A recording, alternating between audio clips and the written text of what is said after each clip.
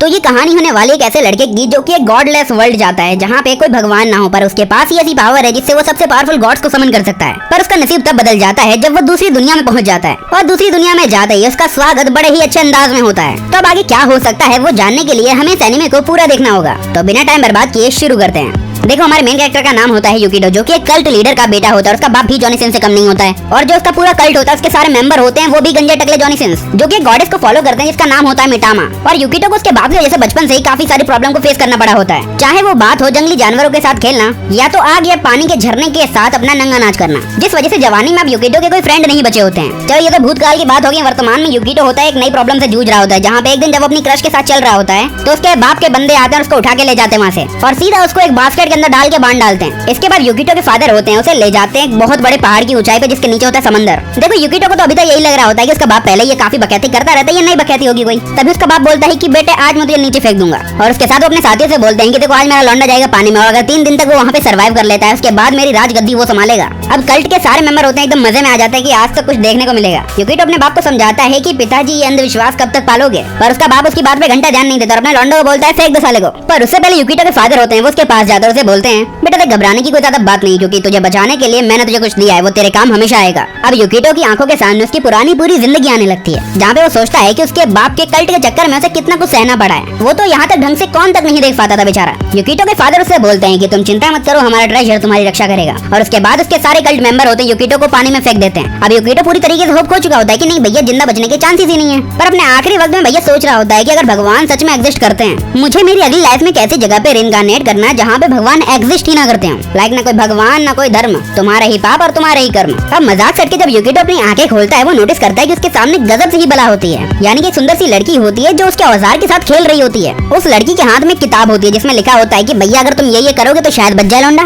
पर मामला थोड़ा हाथ से निकल जाता है, क्योंकि लड़की अपना काम इतनी शिद्दत से कर रही होती है कि लौंडे का कंट्रोल छूट जाता है। और बाकी क्या होगा वो तुम्हें पता ही है। अब युकिटो होता है उस लड़की के साथ उसके गाँव में आ जाता है, जहाँ पे वो लड़की उसे पहनने के लिए कुछ कपड़ों का जुगाड़ कर देती है और उससे सीधे सीधे माफी मांगती है कि उसने जो किया उसके लिए उसे माफ कर दिया जाए। इनफैक्ट युकिटो को यहाँ पे थैंक यू बोलना चाहिए था, बट युकिटो बोलता है कि नहीं यार कोई बात नहीं, तुमने मदद दी, ये कोई बात नहीं है। और अब यहाँ पे ये जो लड़की होती है वो युकिटो को बोलती है कि ऐसा करो कि यार यहीं इसी गांव में रुको, मैं तुम्हारी अच्छी सेवा वेवा करूंगी, मजा आएगा। ये लड़की अपना नाम आरू बताती है, जिसको हम आर ही बुलाएंगे। आर होती है वो युकिटो से बोलती है कि देख भाई तुझे कुछ भी चाहिए मेरे पास आ जाना, मैं पास ही में काम करती हूँ, भर पेट तेरा खाना वाना सब मैं देख लूंगी बस। अब युकिटो को यहाँ पे सब कुछ एकदम बढ़िया लग रहा होता है, लगे रिवर तो ये एकदम मजे वाली बात है ये तो। वो अचानक से आर से पूछता है क्या यहाँ पे कोई गिल्ड है। आर थोड़ी कंफ्यूज होती है तो युकिटो बोलता है कोई एडवेंचर गिल्ड जो हंटिंग वंटिंग करते हो। आर को लगता है कि युकिटो यहाँ पे काम करना चाहता है, इसलिए वो बोलती है कि अच्छा ठीक है मेरे साथ चलो। अब युकिटो भी खुश की फाइनली वो एक एडवेंचरर बनने वाला और अपनी जिंदगी अच्छे से जीने वाला है। पर यहाँ पे आर होती है उसे खेत में ले जाके छोड़ देती है, खेती करने के लिए यार ऑफ कोर्स। युकिटो बोलता है कि एडवेंचरर बनने के लिए टास्क काफी ज्यादा घटिया नहीं है, वो कुछ आगे सोचे करे। उससे पहले ही रॉय नाम का एक बंदा उसके पास आता है और बोलता है भाई गांव की सारी लड़कियां मेरी हैं और उनके ऊपर गंदी नजर बिल्कुल मत रखना। तभी दूसरा बंदा जिसका नाम क्लेन होता है वो उसके पास आ जाता है और बोलता है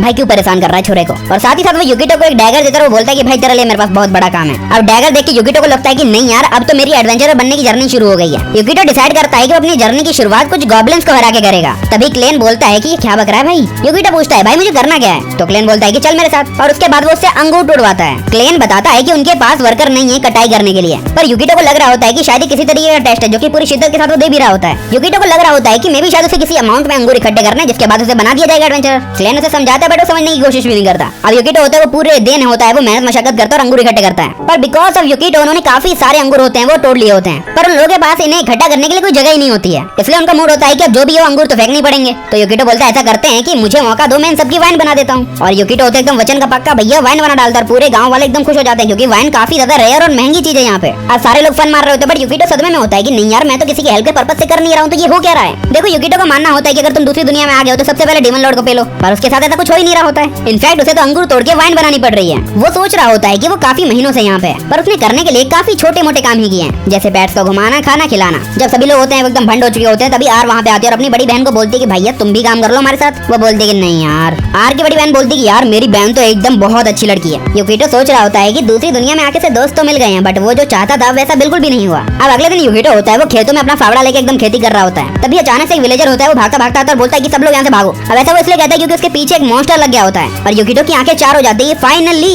उसने एक मॉन्स्टर को देखा है। तभी रॉय होता है उसके बाजू में आके बोलता है कि भाई ये एकदम अजीब लग रहा है बीस्ट हमको। युकिटो बोलता है बात तो सही है, पर रॉय बोलता है कि भाई तू यहाँ से भाग और मैं इसे संभालता। अपने हाथों में निकालता है किताब और एकदम मंत्र वंत्र पढ़ना शुरू करता है। ये देख के युकिटो एकदम खुश हो जाता है कि भाई को मैजिक आता है। और काफी मंत्र पढ़ने के बाद यहाँ पे रॉय बोलता है भाग बहन के भाई। वो दोनों साथ में भागना शुरू करते हैं। अब वो लोग भागते भागते गुफा के अंदर पहुंच जाते हैं, जहाँ पे हमारा लौंडा एकदम दुखी होता है, गुस्से में होता है। रॉय बोलता है कि भाई फाइनली बची गए, पर युकिटो बोलता है कि भाई हम भागे ही क्यों, हम उनसे लड़े क्यों नहीं। रॉय बोलता है देख भाई बेसिक बात है कि हम नहीं लड़ सकते, हमारे अंदर ताकत है ही नहीं। युकिटो सोचता है कि यार मैं एक ऐसे वर्ल्ड में कैसे रह सकता हूँ जहाँ पे किसी को अपना बचाव करना ही नहीं आता। और साथ में वो रॉय से ये भी बोलता है कि बाय द वे वो बुक किस चीज की थी। तो रॉय उसे सिंपली बताता है कि असल में इस किताब में लिखा हुआ है कि इमरजेंसी के वक्त कितने हालातों में और कैसे भागा जाए। अब फाइनली युकिटो ये मान चुका होता है इस वर्ल्ड में ना मैजिक है ना कोई किसी तरीके की खास चीज, पर उसे इस बार बुरा नहीं लगता है। वो मानता है ये बात कि उसने जो वर्ल्ड सोचा था वो इससे काफी ज्यादा डिफरेंट है, पर जो नए दोस्त उसे मिले हैं जो कि लिटरली उसकी परवाह करते हैं, ये जान के उसे काफी खुशी होती है। अब युकिटो को अपनी जिंदगी से कोई शिकायत नहीं बची थी। तभी आर होती है, वो युकिटो से बोलती है कि उसके आने के बाद उनका विलेज होता है वो काफी खुश रहने लगा है, इसलिए उससे पूछती है क्या वो हमेशा के लिए यहाँ पे रुक सकता है। युकिटो बोलता है कि हाँ क्यों नहीं, और अपने मन में ये भी बोलता है कि हाँ यार वैसे करने के लिए मेरे पास और कुछ है भी नहीं, ना डीमन लॉर्ड ना कुछ, हमको यहीं रहना है। युकिटो भी काफी खुश होता है क्योंकि अपनी पुरानी जिंदगी से वो काफी अच्छा फील कर रहा होता है। अब युकिटो होता है वो जंगल में टहलने निकल जाता है। वो सोच रहा होता है कि आखिरकार ये वर्ल्ड वर्क कैसे करता है, ना यहाँ पे भगवान है ना कुछ लाइक मैजिक भी नहीं, और यहाँ पे इतने बड़े क्रिएचर उनसे लड़ने की क्षमता भी नहीं है इंसान में। लौंडा सर्वाइव करे तो करे कैसे।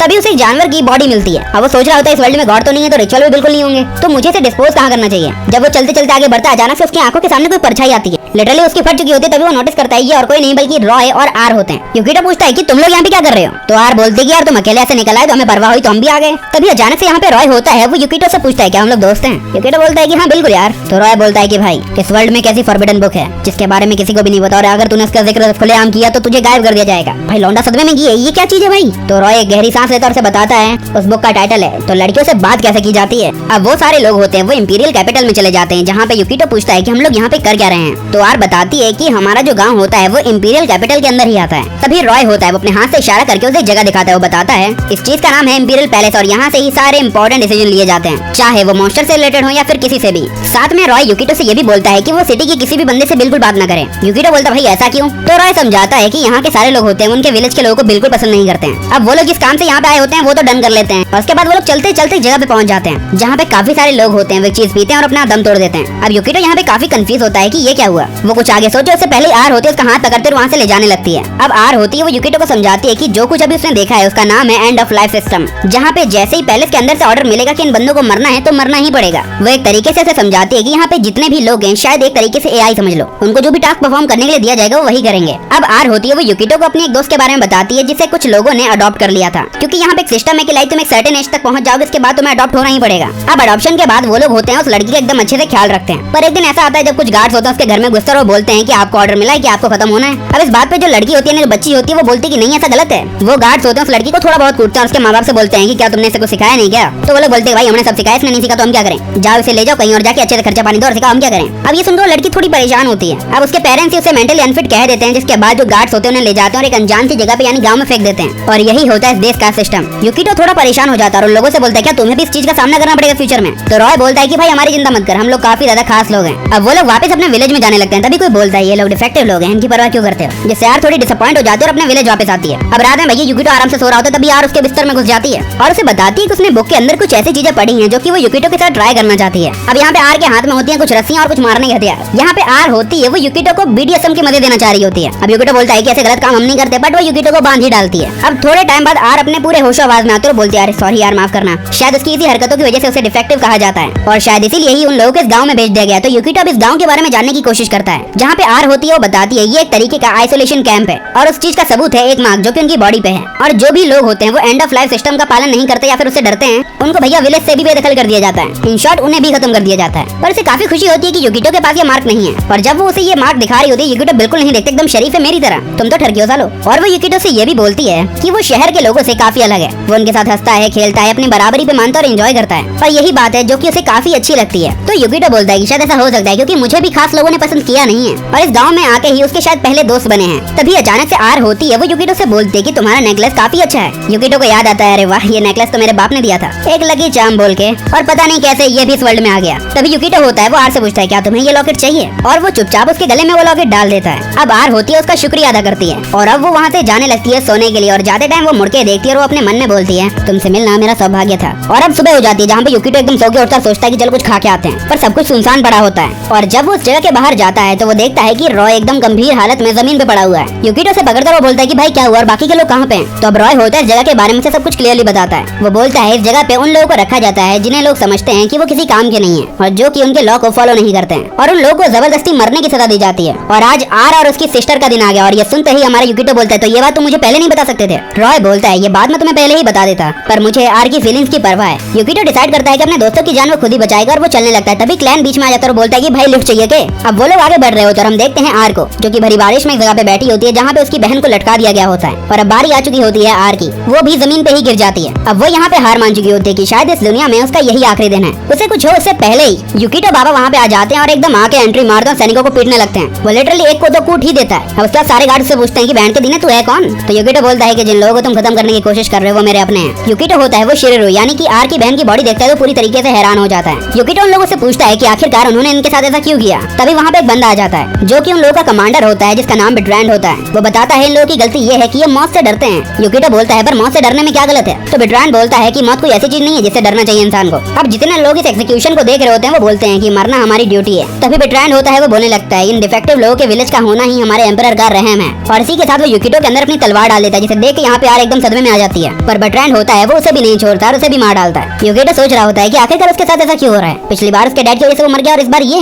तभी वो अपने डैड को भी याद करता है जहाँ पे उसके फादर ने कहा होता है कि हमारी गॉडेस मिटामा तुम्हारी हमेशा रक्षा करेंगी। वो बोलता है कि उसके बाप जैसे लोगों के साथ गलत हो तो चलता है, पर इस विलेज के मासूम लोगों के साथ ऐसा हो रहा है ये काफी गलत है। इसके साथ वो उस लॉकेट को पकड़ लेता है और बोलता है कि अगर गॉडेस मिटामा सच में एग्जिस्ट करती हो तो आओ और हमारी मदद करो। अब ये जो लॉकेट यानी जो स्टोन होता है वो अचानक से ग्लो करता है उसके हाथ में और अचानक से ये हवा में चला जाता है और आसमान में बहुत बड़ा तूफान मंडराने लगता है। अचानक से आसमान से एक छोटी सी बच्ची होती है वो धरती पे आ जाती है युकिटो के पास। ये देख के बिट्रैंड पूरी तरीके से हैरान होता है कि व्हाट द हेक यार ये क्या हुआ। वहीं दूसरी ओर यहाँ पे जो लड़की होती है वो युकिटो से बोलती है भाई क्या हुआ तन्ने। वो खुश होती है कि फाइनली यहाँ पे युकिटो ने उसे अपना भगवान मान ही लिया है। पर युकिटो की ऐसी हालत देख के उसे काफी गुस्सा आ रहा होता है कि काफी सालों बाद युकिटो ने अपने भगवान को अपनाया है और उसकी पावर चाहता है। और अब अगर युकिटो ही नहीं बचाए तो इस बात पे उसे काफी गुस्सा आता है और वो गुस्से से अपने पैरों के तलों से काफी ज्यादा जड़ें होती हैं वो निकालती हैं जो कि सारे गार्ड्स को अपने अंदर समाहित कर लेते हैं। अब मिटामा होती है वो सभी को हील कर देती है जिसके साथ युकिटो भी ऑब्वियसली हील हो ही गया है। अब आर भी होती है वो एकदम परफेक्टली ठीक हो चुकी होती है और तभी वो नोटिस करती है कि मिटामा होती है वो युकिटो के सर पे बैठी वो भी नंगी। अब युकिटो भी काफी कंफ्यूज होता है। वो बोलता है कि आखिरकार तुम हो कौन, जिससे मिटामा काफी ज्यादा सैड हो जाती है और वो बोलती है कि तुमने मुझे नहीं पहचाना। और इसी के साथ वो अपना इंट्रोडक्शन देती है। वो बोलती है कि मेरा नाम है मिटामा और मैं हूँ तुम्हारी गॉडेस। और युकिटो को अपना सबसे बड़ा भक्त मानती है इस मोमेंट पे। और अब आर होती है वो नोटिस करती है उसकी बहन शिरोरू होती है वो एकदम परफेक्टली ठीक हो चुकी होती है। मिटामा होती है वो युकिटो को बताती है कि असल में वो तो सिर्फ युकिटो को ही ठीक करना चाहती थी पर उसकी पावर इतनी ज्यादा थी कि सभी ठीक हो गए। युकिटो काफी कंफ्यूज होता है। तभी वो ऊपर लोगों को देखता है जो कि बिना किसी रिएक्शन के वहाँ से चले जाते हैं। और अब हम गाँव का सीन देखते हैं जहाँ पे सारे बंदे हैरान हो गए होते हैं कि लौंडा लौंडिया ले आया। अब देखो भैया वो लोग काफी खुश हो जाते हैं कि फाइनली सदियों बाद एक लौंडा होता है वो वापस आया है लेके। और अब भाई डिसाइड करते हैं कि पार्टी वार्टी चलेगी आधी रात तक। अब एकदम अच्छे से पार्टी वार्टी चल रही होती है, सभी एंजॉय कर रहे होते हैं पर युकिटो टेंशन में होता है। वो सोच रहा होता है उसने सीधा इंपीरियल कैसल के साथ पंगा लिया है, उसके फ्यूचर में क्या होगा उसे कुछ नहीं पता है। वो सोच रहा होता है उसे कुछ तो करना पड़ेगा इस विलेज को प्रोटेक्ट करने के लिए और उसके पास पावर के रूप में अभी सिर्फ मिटामा है। अब युकिटो होता है वो क्लैन से इस वर्ल्ड के इस रूल के बारे में पूछता है। क्लैन बताता है कि end of a death system होता है वो कई 100 साल पहले यहाँ के एम्परर ने बनाया था। ये सुन के युकिटो हैरान हो जाता है कि 100 साल से ये बकचोदी चल रही है। फाइनली ऐसे बकचोदी वो कुछ और जाने या सुने उससे पहले ही मिटामा आगे से पीछे से पेल देती है। देखो मिटामा बेसिकली एक बच्ची की तरह है, उसका बिहेवियर भी वैसा ही है। तो क्लैन पूछता है कि भाई ये छोरी कौन है। तो क्लैन बताता है कि असल में ये मेरे ही देश की रहने वाली है। अब युकिटो मिटामा से पूछता है कि वो अपनी पावर की मदद से क्या क्या कर सकती है। तो मिटामा बोलती है कि जो तू चाहे मैं सब कर सकती हूँ। अब यहाँ पे ये बात तो क्लियर हो जाती है पर लोग होते हैं वो अभी तक मिटामा को एक्सेप्ट नहीं कर पा रहे होते हैं एज अ गॉड, क्योंकि इस वर्ल्ड में गॉड का कॉन्सेप्ट ही नहीं है। हालांकि यहाँ पे मिटामा उन सभी को जिंदा कर चुकी होती है फिर भी भरोसा करना मुश्किल है। मिटामा बोलती है कि उसने सिर्फ लोगों को रिवाइव किया है और साथ ही जिन लोगों को उसने हजम कर लिया है उसे तो एक पल में ही तबाह किया जा सकता है। अब युकिटो एकदम खुश हो चुका होता है कि फाइनली यार मैं ऐसी बंदी का मालिक हूँ जो कि सबसे पावरफुल है। और अब वो सोचता है कि मिटामा के साथ मिलकर वो क्या क्या कर सकता है। तभी मिटामा वहाँ से जाने लगती है। वो पास ही में रखे कप के ऊपर मैजिक करना चाह रही होती है जिससे वो वाइन के एक ग्लास को 2 ग्लास में बदल दे। वो अपना मैजिक यूज करती है पर ऐसा कुछ नहीं होता है। और जब वो अपनी स्टेटस देखती है तो उसे पता चलता है इस वर्ल्ड में उसके 0 फॉलोवर है। इवन दो युकिटो भी नहीं मानता है। मिटामा युकिटो को समझाते है कि जितने ज्यादा उसके फॉलोअर्स होंगे उतनी ही ज्यादा उसकी पावर होगी। और ऐसे वर्ल्ड में जहाँ पे भगवान को माना ही नहीं जाता वो एक यूजलेस बच्ची है। अब युकिटो नहा रहा होता है और साथ नहीं मिटामा वहाँ पे होती है जिससे वो पूछता है तुम्हें पावरफुल बनाने के लिए मुझे क्या करना होगा। तो मिटामा बोलते कि ज्यादा कुछ नहीं, इस वर्ल्ड में मेरे फॉलोअर्स बढ़ाओ। तो युकिटो डिसाइड करता है इस दुनिया का पहला धर्म होता है वही निर्माण करेगा और उनका सबसे पहला शिकार रॉय होता है। रॉय कोई बड़ा मुश्किल टास्क नहीं होता, वो तुरंत ही मान जाता है। युकिटो होता है वो बता रहा होता है रॉय को उनका मकसद है एक धर्म बनाना जिसका नाम होगा सेल्वेशन और उसका कल्ट लीडर होगा मारा लौंडा। अब देखो युकिटो का गोल होता है कि आर्मी यहाँ पे आए उससे पहले युकिटो को यहाँ पे मिटामा के 10,000 फॉलोवर करने। तुम 100 के कर दो यार, बहुत नजदीक हो। मिटामा बोलती है कि अगर उसके इतने फॉलोवर हो गए ना तो पूरे इंपीरियल कैपिटल को एक ही बार में खाक में मिला देगी। अब यहाँ पे रॉय को बेसिकली एक चीज का होता है वो चेयरमैन बना दिया जाता है जहाँ पे रॉय का काम होता है कि मिटामा की क्यूटनेस के जरिए वो उसके धर्म को स्प्रेड करेगा। वहीं पे युकिटो ये भी समझाता है कि अगर लोगों में अपना धर्म बनाना है तो चमत्कार दिखाने पड़ेंगे। यार कितना रियलिस्टिक लगता है ना, जितना तुम चमत्कार दिखाओगे लोग उतना ही तुम पे भरोसा करेंगे। पर अब वो लोग सोच रहे होते हैं कि आखिरकार इतनी जल्दी इतने सारे फॉलोअर्स किए कैसे जाएं। तो अगली मॉर्निंग में वो लोग सभा लेके बैठ जाते हैं जहाँ पे युकिटो अपने बाप के दिए गए सारे टॉर्चर को याद करता है और वही भाषण यहाँ फैल रहा होता है, क्योंकि भैया अपने धर्म को बड़ा करना है तो कुछ तो करना पड़ेगा।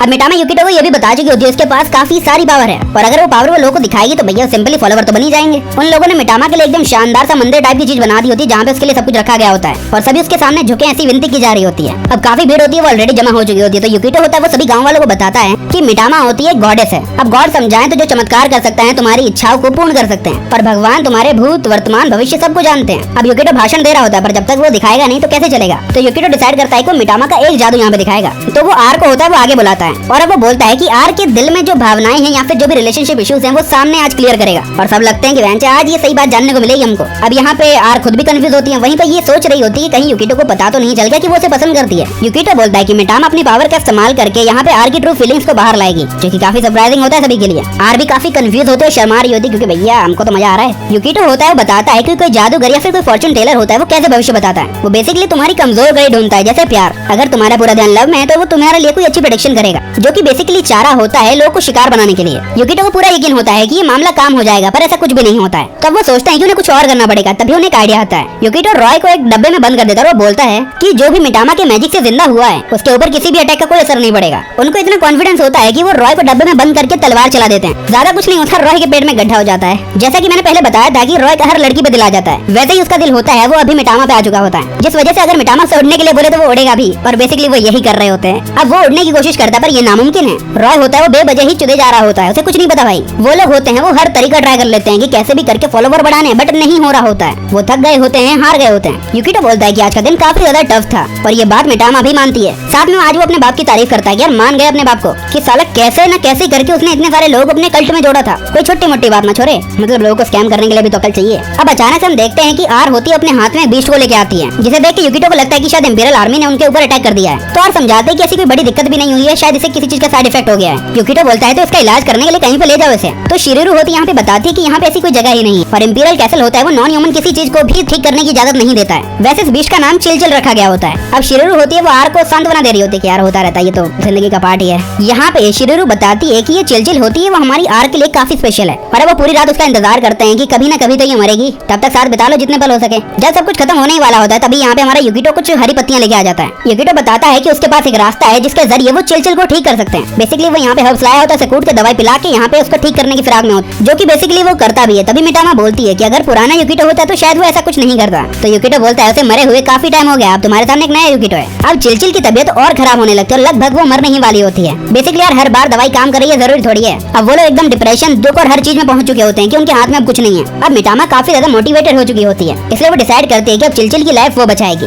और वो अपने मैजिक का इस्तेमाल करने लगती है, जिसे देख के सभी लोग हैरान हो चुके होते हैं। और अचानक से चिलचिल भी होती है पूरी तरीके से ठीक हो जाती है। देखो चिलचिल तो यहाँ पे ठीक हो चुकी होती है, पर मिटामा की हालत पूरी तरीके से बिगड़ने लगती है। मिटामा बताती है कि असल में उसने पूरी पावर इस्तेमाल कर ली अपनी, जो पावर उसे मिली थी रॉय की फॉलोइंग से। पर इस बिहेवियर और इस अच्छे काइंडनेस के बाद अब जो दो लड़कियां यानी शिरिरू और आर होती हैं वो मिटामा के ऊपर भरोसा करना शुरू करती हैं, और फाइनली यहाँ पे उसके फॉलोवर बढ़ के 3 हो जाते हैं, जिससे उसकी थोड़ी बहुत पावर तो वापस आ जाती है। यूकिटो बोलता है अरे वाह, एक आध 2 फॉलोवर से इतनी पावर आ जाती है। तो यहाँ पे मिटामा समझाती कि शायद ऐसा नहीं है, पर शायद ये दोनों लड़कियां ही इतनी खास हैं कि इतनी पावर मिल गई है। यूकिटो होता है वो खुद की थ्योरी बनाने लगता है और बताने लगता है कि कैसे यहाँ पे मिटामा की पावर किस रेंज में बढ़ती है। मान लो जैसे इन 2 लड़कियों ने मिटामा में विश्वास तब किया है जब उसने उनका जादू देख लिया है। बट अदर साइड अगर हम रॉय की बात करें, क्योंकि मिटामा एक लड़की है इस वजह से ही वो उसकी फॉलोइंग में। अब मिटामा भी काफी ज्यादा खुश हो जाते हैं और बोलते हैं कि उन भड़वों को तो मैं बताऊंगी जिन्होंने मेरी फॉलोइंग लेने से मना कर दिया था, यानी बाकी के गाँव वाले। अब यहाँ पे मिटामा कुछ करे या फिर आगे बढ़े उससे पहले ही आर होती है वो उससे उसकी थोड़ी हेल्प मांगती है मिटामा की। वो लोग बाहर जाते हैं और मिटामा की हेल्प मांगते हुए यहाँ पे आर कहती है कि जिन लोग यानी बिट्रेंड और बाकी के सोल्जर को वापस ले आए। यूकिटो बोलता है कि पगला वगला तो नहीं गई हो, तुम्हें याद नहीं है कि बिट्रेंड ने तुम्हें और तुम्हारी बहन को मारने की कोशिश की है। तो आर एक बहुत अच्छी बात बोलती है कि शायद वो लोग सिर्फ अपना काम ही कर रहे हैं जिनके लिए उन्हें हायर किया गया। शिरुरू भी होते हैं वो बोलते हैं कि अगर हमारे साथ और भी लोग होंगे तो काफी अच्छा होगा। यूकिटो को ये बात तो समझ आ रही होती है, पर वो थोड़ा डरा हुआ होता है क्योंकि इंपीरियल आर्मी होती है वो शायद उसके ऊपर हमला कर दे। वो सोच रहा होता है कि अगर बिट्रेंड जैसे एक पावरफुल वॉरियर उनके सामने आ गया तो क्या होगा।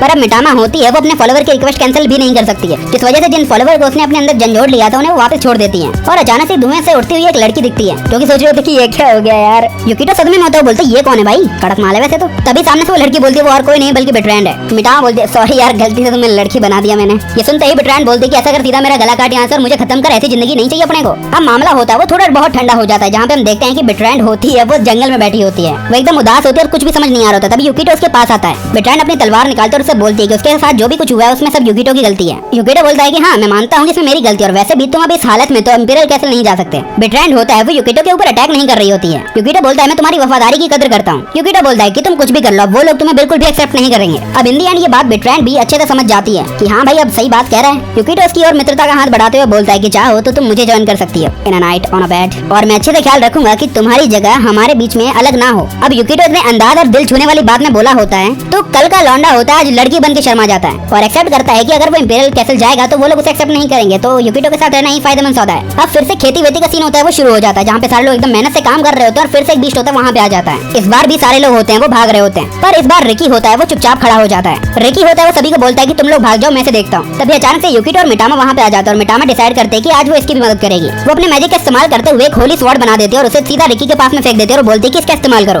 और रिकी बिल्कुल ऐसा ही करता है और सीधा मॉन्स्टर की ओर बढ़ता है, फिर मॉन्स्टर उसे फेंक डालता है। स्वॉर्ड के घोड़े लग चुके होते हैं। तभी यूकिटो होता है मिटामा से बोलता है क्या तुम पागल वागल हो, तुम्हें खुद ही को नहीं पता ये स्वॉर्ड ज्यादा वक्त तक अगर पानी में रहेगी तो बर्बाद हो जाएगी। मिटामा बोलते कि भैया जी माफ कर दीजिए, अगली बार ध्यान रखेंगे। यूकिटो बोलता है कि मैंने तुम पे भरोसा करके काफी बड़ी गलती कर दी। तो मिटामा बोलते कि इसमें मेरी क्या गलती यार। अब अचानक से जो मॉन्स्टर होता है वो उनके चेहरे के एकदम पास आ जाता है, उनके घोड़े लगे उससे पहले बेट्रैंड वहाँ पे आ जाती है और सीधा उस मॉन्स्टर को ऊपर पेल देती है। पर अब इस बीस्ट को भी काफी गुस्सा आ चुका होता है कि बयान की दिन हमको मारेगी और अब वो उसके ऊपर अटैक करने के लिए बढ़ता है। बट बेट्रैंड भी होते हुए अपनी तलवार को रेडी करते और बोलते कि तन्ने नहीं छोड़ेंगे आज। मिटामा भी होते हुए यहाँ पे बेट्रैंड की तारीफ कर रही होती है। तो वो बीस्ट होता है वो बेट्रैंड की ओर बढ़ता है और बेट्रैंड होती है वो तलवार के एक ही स्लैश में बीस्ट के 2 टुकड़े कर देती है। अब ये चमत्कार देख के यूकिटो बोलता है कि मिटामा तुमसे ज्यादा काम की तो मुझे ये वाली लग रही है, और वो उसकी स्वॉर्ड स्किल देख के भी काफी हैरान हो गया था। तभी बेट्रैंड बोलते हैं कि वैसे तुम्हारा काम तो हो गया ना, चलता है ना इतना तो। और अब सब लोग एकदम शांत खुश होते हैं कि फाइनली यार बच गए यार। यूकिटो को ये बात भी समझ आ चुकी होती है कि सिंपली यहाँ पे बेट्रैंड की तलवार स्पेशल है, पर ये काफी अच्छा मौका मिल चुका होता है उसे अपने धर्म को बढ़ावा देने का। वो सभी लोगों से बोलता है कि देखो बेट्रैंड होती है वो हमारी होली नाइट है और उसके पास स्पेशल पावर है बिकॉज ऑफ मिटामा,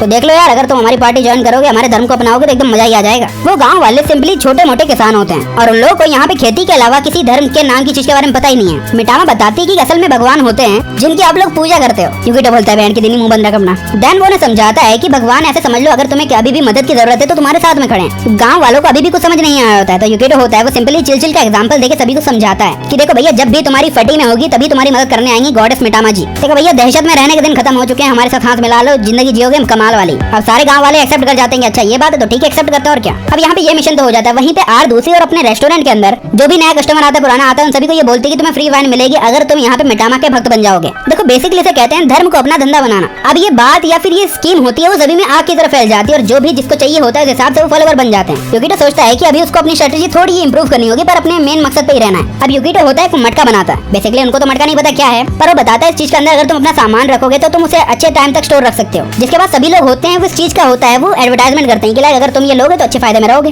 देखो इस चीज को बनाने वाला कुम्हार होता है हमारा लौंडा रॉय। लिटरली यूकिटो होता है वो रॉय से बेधड़क काम करवा रहा होता है कि नौ करे तुम्हारा। यूकिटो अभी उससे और भी काम करवाने वाला होता है और मिटामा भी होते है वो बोलते कि बेटे जल्दी जल्दी ये काम कर दे वरना तुझे दफन कर दिया जाएगा। लौंडे को कुछ पता ही नहीं है, भैया बोलता है कर रहा हूँ ना चुपचाप बैठो ना। अब यहाँ पे कुकीज भी बनाई जाती है जिसके जरिए कुकीज दे के फॉलोवर बना दिए जाते हैं कि लाइक अगर एक कुकी ले रहे हो तो यहाँ पे लिस्ट में अपना नाम लिख दो, फॉलोवर बनाओ और लेके चले जाओ। अब जिससे यहाँ पे मिटामा की पावर भी होती है वो थोड़ी बहुत बढ़ रही होती है जिसका इस्तेमाल करके वो हॉट स्प्रिंग बनाते हैं जिससे उनकी छोटी मोटी इंजरी हील हो सके। अब ये सारी जिद्दोजहद करने के बाद फाइनली मिटामा के 107 फॉलोवर हो गए होते हैं, पर मुझे तो 106 ही पसंद है। मिटामा काफी ज्यादा खुश होती है कि फाइनली इतने ज्यादा भक्त बन गए हैं। तभी यूकिटो बताता है ये उसका कोई प्रभाव नहीं है बल्कि हम एक ऐसी दुनिया में जी रहे हैं जहाँ पे गॉड या फिर भगवान धर्म कोई चीज ही नहीं है और उस जगह पे लोगों को कन्विंस करना कि तुम इस धर्म को अपनाओ ये बहुत डिफिकल्ट टास्क है। पर यहाँ पे हमारे लौंडे को कोई ज्यादा तकलीफ हुई नहीं होती है। लाइक अगर तुम किसी को चमत्कार नहीं दिखा सकते तो उनकी इच्छाओं को पूरा करके अपना फॉलोवर बना लो। मिटामा को ये बात थोड़ी पल्ले नहीं पड़ती है, तो यूकिटो समझाता है बेसिकली लोगों को जो भी चाहिए हम उनको वो चीज दे रहे हैं जिस वजह से लोग तुम्हें फॉलो कर रहे हैं, उनका कोई तुम्हारे अंदर विश्वास नहीं है। अब ऐसे ऐसे करके वो लोग अपने फॉलोवर तो बढ़ा रहे होते हैं पर यूकिटो को ये नहीं पता होता है कि कितने फॉलोवर के साथ वो लोग मैक्सिमम पावरफुल बन जाएंगे। और इन्फॉर्मेशन के लिए यहाँ पे हमारा लौंडा होता है वो बेट्रैंड को अपने पास बुलाता है जो कि झटपट से आ भी जाती है और यहाँ पे उसने मेड आउटफिट पहना होता है यानी लौंडे को लौंडे बना के एंजॉय तो करेंगे ही। और अब वो उससे इंपीरियल कैपिटल के बारे में कैसल के बारे में सब कुछ इन्फॉर्मेशन लेता है। यूकिटो बोलता है क्या तुम मुझे बता सकती हो कि यहाँ पे एम्परर के अंडर कितने सोल्जर्स हैं। ये सुन के बेट्रैंड थोड़ी हैरान होती है। वो यूकिटो को बताती है कि एम्परर के कंट्रोल में एक 20 लोगों की यूनिट है जो कि डायरेक्टली उनके लिए काम करते हैं। यूकिटो बोलता है क्या वो तुम्हारे ही बराबरी के हैं। तो बेट्रैंड बोलती है कि ऐसा बिल्कुल भी नहीं है, वो मुझसे बहुत ज्यादा पावरफुल है। बेट्रैंड होती है वो आर्कॉन्स के बारे में बताती है हमारे यूकिटो को। वो बताती है कि उनमें इंडिविजुअली इतनी पावर से कहा जाता है कि वो एक बार में ही पूरे माउंटेन को तबाह कर सकते हैं। अब हम जंगल के अंदर एक आर्कॉन को देखते हैं जो कि अपनी पावर का इस्तेमाल करके जायंट बीस्ट को ऐसे ही हरा देता है। अब नेक्स्ट मॉर्निंग यहाँ पे जो मिटामा होती है वो आराम से खाना दबोच रही होती है। तभी हमारा लौंडा आके उससे पूछता है क्या एक पूरे के पूरे माउंटेन को तबाह कर सकती हो। वो बोलती है कि साले पगला वगला तो नहीं गया ना। पर जब वो रियलाइज करती है कि यूकिटो सच में सीरियस है वो बोलती है कि अगर हम अपनी पुरानी दुनिया की बात करें तो हाँ वो इजीली ये सब कर सकती है क्योंकि वहाँ पे उसके काफी फॉलोवर्स है बट इस वर्ल्ड में उसके फॉलोवर कम है इसलिए ये करना काफी मुश्किल है। एटलीस्ट उसे 10,000 फॉलोवर तो चाहिए ही। यूकिटो बोलता है और हमारे पास तो सिर्फ 107 ही हैं। मिटामा को लगता है कि यूकिटो से इंप्रेस हो गया पर उसे तो लगता है कि साली कितनी यूजलेस लड़की है ये। अब अगले दिन हमारा यूकिटो होता है वो फिर से जाता है बेट्रैंड के पास उससे और भी इन्फॉर्मेशन लेने के लिए। यूकिटो ने बिट्रैंड को पेड़ से सटा लिया होता है, एकदम आहिस्ता आहिस्ता उसकी बॉडी की ओर अपने हाथ को ले जा रहा होता है। माहौल पूरा वेवी एकदम मजे आ रहे होते हैं हेवी। अब बिट्रैंड को एक्सेप्ट कर चुकी होती है कि आज तो माहौल बन ही चुका है तो कर लेते हैं। पर अचानक से यूकिटो होता है वो बिट्रैंड की तलवार निकाल लेता है और बोलता है कि असल में मुझे इसे चेक करना है। और वो नोटिस करता है ये स्वॉर्ड एकदम नॉर्मल है। तभी बिट्रैंड होती है उसे पीछे से कूदते की साला मूड बना के छोड़ दिया और बोलती है कि मेरी तलवार वापस दो। यूकिटो बोलता है कि तुमने ऐसे कैसे किया? बिट्रैंड बोलती है क्या? तो बोलता है कि तुमने इस बीच को एक ही स्लैश में काट दिया। कैसे? यूकिटो से बोलता है अगर इसमें कोई ट्रिक व्रिक है तो यार मुझे ही बताओ, हमें भी एंजॉय करने दो। तो बिट्रैंड तुरंत ही मान जाती है और एक बड़े से पत्थर के सामने खड़ी हो जाती है और बिट्रैंड वर्ड बोल देती है, जिसके बाद वो पत्थर के ऊपर अपनी तलवार चलाती है और इजीली वो पत्थर 2 टुकड़ों में बढ़ जाता है। वो बोलती है कि ये बात नहीं कि तुम्हें यूज करना नहीं आता, तुम बेवकूफ हो। पर लौंडा ये समझ चुका होता है ये तलवार काफी ज्यादा खास है, इसलिए वो बिट्रैंड से बोलती है कि ऐसा करो मुझे बताओ ये कहाँ पे मिलेगी, मुझे इसे खरीदना है। बिट्रैंड बोलती है कि इसे बेचा नहीं जाता मेरे भाई, बल्कि जो भी इंपीरियल आर्मी होता है उनके रैंक के हिसाब से उन्हें वेपन्स दिए जाते हैं और इन वेपन के साथ क्या हुआ होता है वो तो सिर्फ एम्परर को पता है। अब यूकिटो ने होता है वो रिलीजन एडमिन कम्युनिटी बनाई होती है जहाँ पे 3 ही लोग होते हैं जिनमें होता है क्लैन और शिरोरो। वो लोग पूछते हैं कि सिर्फ हम 3 ही क्यों? यूकिटो बोलता है कि तुम ही मुझे होशियार लगते पूरे विलेज में, और तो यहाँ पे चिलचिल भी होती है जो कि मजे के लिए आई होती है। यूकिटो होता है वो बताता है कि शायद ये शहर या गांव होता है वो खतरे में क्योंकि इंपीरियल आर्मी यहाँ पे आने वाली है। क्लैन इस बात को कंफर्म कर देता है। यूकिटो बोलता है कि यहाँ पे जो भी इंपीरियल आर्मी होती है वो किसी भी वक्त यहाँ पे आ सकती है, तो हमें इस विलेज को ही शिफ्ट करना होगा। तो क्लैन बोलता है ये काफी ज्यादा रिस्की हो सकता है मेरे भाई, अगर उन्हें पता चला तो रास्ते में ही गेम बजा देंगे। यूकिटो बोलता है मैं जानता हूँ पर हमारे पास 10,000 फॉलोवर नहीं है। वो लोग कंफर्म करते हैं क्योंकि गांव की टोटल पॉपुलेशन ही 2,000 होती है, क्योंकि आइसोलेशन कैंप के रूल के मुताबिक 2,000 से ज्यादा लोग रह ही नहीं सकते। ये बात हमारे लौंडे को समझ नहीं आती है। वो पूछता है इसका क्या मतलब हुआ? तो शिरोरो समझाती है कि इंपीरियल कैपिटल के आसपास काफी सारे ऐसे शेल्टर्स हैं जिनमें उन्हीं की तरह काफी सारे लोग हैं। अब वो लोग होते हैं वो यहाँ से चले जाते हैं जहाँ पे हमारा यूकिटो रात में जंगल में होता है। तभी क्लैन पूछता है कहीं तुम्हारा मकसद होता है वो कैपिटल को रन करने का तो नहीं कर रहा? यूकिटो बोलता है कि उसके पास कोई खास प्लान तो नहीं है, पर कैसे आगे बढ़ना है वो इतना अच्छे से तो जानता है। क्लैन बोलता है कि भाई मैं तुझसे काफी इंप्रेस होता जा रहा हूँ। क्लैन का यही मानना होता है कि लोगों को आजाद रहना चाहिए, उनके पास फ्रीडम होनी चाहिए। तो यूकिटो डिसाइड करता है कि अब वो इन सारे गाँव को होता है वो 500 साल आगे ले जाएगा, क्योंकि उसके पास तो दिमाग है फ्यूचर का, तो भैया ले जा सकता है। अब यहाँ पे महीना भर और बीत जाता है जहाँ पे यूकिटो होता है वो अपने दोस्तों से कहता है मेरे पास फाइनली प्लान हो चुका है 10,000 फॉलोवर करने का। क्लैन बोलता है भाई ये पॉसिबल ही नहीं है, 2,000 तो हमारे टोटल बंदे हैं। यूकिटो मिटामा को एक बात बताता है कि इस वर्ल्ड में कोई फैंसी गॉड या फिर उसका कोई फैंसी फाउंडर नहीं है। अब ये बात होती है मिटामा को थोड़ी हिट कर देखे, नहीं यार ये नहीं बोलना था बस। यूकिटो का प्लान होता है कि जितने भी यहाँ पे मिटामा के फॉलोवर होते हैं उनको बिलीवर बनाना है। शिरोरो बोलती है आखिरकार ऐसा कैसे होगा? तो यूकिटो बताता है सिंपल है कि हमें मिटामा की पावर का इस्तेमाल करके लोगों को भरोसा दिलाना होगा कि मिटामा में कुछ तो बात है। अब यूकिटो होता है वो मिटामा की हेल्प से होता है इस गाँव को फ्यूचर तक ले जाना चाहता है, और अब मिटामा भी खुश होती है कि फाइनली यूकिटो होता है वो उसके ऊपर थोड़ा भरोसा कर रहा है। तो मिटामा भी होती है उसकी मदद करने का डिसाइड कर लेती है। इसके बाद वो एक ट्रैक्टर बनाती है और गाँव में खेती हो रही होती है जहाँ पे खेती करने वाला और कोई नहीं बल्कि रॉय होता है। पर गाँव वालों के लिए ट्रैक्टर भी बहुत बड़ी चीज थी, उन्हें समझ नहीं आता है कि व्हाट भाई ये क्या है। अब यूकिटो होता है इस मोमेंट का फायदा उठाने के बारे में सोचता है। वो सभी गाँव वालों से बोलता है कि जो भी मिटामा की पावर पे विश्वास करते हैं वो इस चीज को इस्तेमाल कर सकते हैं और बाकी मर्जी आपकी। सब लोग उसकी बात होते हैं वो मान जाते हैं, पर मिटामा की यहाँ पे हालत बिगड़ जाता है बिकॉज उसके फॉलोवर की पावर एक बार में ही यूज कर ली होती है उसने। यूकिटो होता है वो मिटामा को ये भी बोलता है कि अब हमें काफी सारे ट्रैक्टर्स और ऐसी चीजें बनानी पड़ेंगी। सिंपली कहा जाए तो जो बेसिक फार्मिंग की चीजें होती है जैसे फावड़ा आवड़ा उसका इस्तेमाल नहीं करना है, सीधे आओ ट्रैक्टर पे जोत के चले जाओ। मिटामा हल्की बहुत परेशान हो गई होती है, पर उसके फॉलोवर होते हैं वो काफी अच्छे से बढ़ रहे होते हैं जिसकी वजह से उसकी एनर्जी भी बढ़ती रहती है। वो काफी खुश होती है कि अब लोग होते हैं वो उसके बारे में अच्छा सोच रहे हैं, उस पर भरोसा कर रहे हैं। अब यूकिटो सोचता है कि अब आगे हमें आगे क्या करना चाहिए। तभी वहाँ पे आ जाती है अपने हाथ में पानी लेके। वो अंदर आते आते अचानक से होती फिसल जाते हैं और उसके ऊपर ही उसका सारा पानी गिर जाता है और यूकिटो का पानी निकल जाता है। यूकिटो को इस चीज से भी एक अच्छा आइडिया आ जाता है। वो होता है पूरे गाँव में नल की सर्विस दे देता है, लाइक पानी भरने के लिए तुम्हें कहीं जाने की जरूरत ही नहीं है। यूकिटो का मानना होता है कि पानी भगवान की देना और यहाँ उसे लेने जाने के लिए किसी को मेहनत नहीं करनी चाहिए। अब ऐसा और चलता है जहाँ पे यूकिटो होता है मिटामा की हेल्प से यहाँ पे लाइट का भी इजाद कर देता है। लिटरली ये चीजें होती है वो गाँव वालों को काफी पसंद आ रही होती है, सभी लोग इस चीज को एंजॉय भी कर रहे होते हैं। अब सभी की खुशी के बाद हमारा यूकिटो होता है वो क्लैन और शिरोरो को लेकर एक जगह पे चला जाता है और दिखाता है ये जगह कैसी हो गई है। तुम इसे कैपिटल के साथ कंपेयर करोगे तो कैपिटल छोटा लगेगा तुम्हें इससे। जब यहाँ पे बिट्रैंड और सारे लोग होते हैं एकदम नजारे का मजा ही ले रहे होते हैं, तभी हम देखते हैं मिटामा की गंदी वाली लग चुकी होती है क्योंकि पावर यूज करने के बाद वो एकदम यूजलेस हो चुकी होती है। अब वक्त होता है वो थोड़ा और बीत जाता है जहाँ पे हमारे मिटामा के होते हैं वो 2,000 से ज्यादा फॉलोवर हो चुके होते हैं, जिसकी वजह से मिटामा के अंदर काफी सारी पावर आ गई होती है। यूकिटो ये मान चुका होता है कि गाँव के सारे लोग होते हैं अब मिटामा के फॉलोवर बन चुके हैं, पर इतने काफी नहीं है और ये तो सिर्फ शुरुआत है हमारे अगले स्टेप की। तभी वहाँ पे रॉय आ जाता है और बोलता है कि जंगल में किसी ने बिट्रैंड को एकदम गंदा वाला पेला और एकदम घसीट के ले गया अपने साथ। अब यूकिटो सोच रहा होता है कि आखिरकार ये कौन पैदा हो गया अचानक से, और मिटामा की तो पावर का अलग ही क्रेज चल रहा होता है। यूकिटो होता है वो बिट्रैंड को देखने के लिए जाता है और वहाँ नोटिस करता है कि वो एकदम अधमरी हालत में होता है, जैसे उसे होश ही ना हो। बिट्रैंड अचानक से होश में आती है और बताती है कि सामने जो लड़की है वो एक आर्कॉन है जिसे ये विलेज तबाह करने के लिए भेजा गया है। इस लड़की का नाम एडर होता है जो कि इस विलेज को तबाह करने आई होती है क्योंकि वो कैपिटल के सारे रूल्स एंड रेगुलेशन की मां बहने कर रहे हैं। एडर यहाँ पे कुछ लफड़े करे इतने में ही मिटामा वहाँ पे आ जाते हैं और बोलती है कि लफड़े लेने हैं तो बराबरी वालों से लेना, तुम्हारे सामने भी एक गॉड है। एडर होती है वो यहाँ पे पावरफुल अटैक होती है मिटामा की ओर कर देती है, जिस वजह से वहाँ पे आसपास एकदम धुआं ही धुआं हो जाता है। पर मिटामा होती है वो पत्थरों के साथ घिरी हुई होती है और एकदम सही सलामत होती है। मिटामा बोलते है कि बच्ची ये तुम्हारे बस की बात नहीं है तो किसी बड़े को भेजो। तभी यूकिटो भी हैरानी के साथ पूछता है कि आखिरकार एडर यानी एक आर्कॉन ने एक बीम कैसे फायर किया लाइक मैजिक। तो बिट्रैंड बताती है यही तो असली पावर है आर्कॉन के वेपन्स की। एडर भी यहाँ पे हैरान होती है कि आखिरकार मिटामा के पास ऐसा तो क्या है जिसने उसके अटैक को रोक लिया। अब मिटामा होती है अपने शैडो सोल्जर्स को समन करती है, जिसे वो सीधा एडर के ऊपर अटैक करने के लिए भेज देती है। पर एडर भी कोई कच्ची खिलाड़ी नहीं होती है, वो अपने अटैक्स को उन लोगों के ऊपर फेंक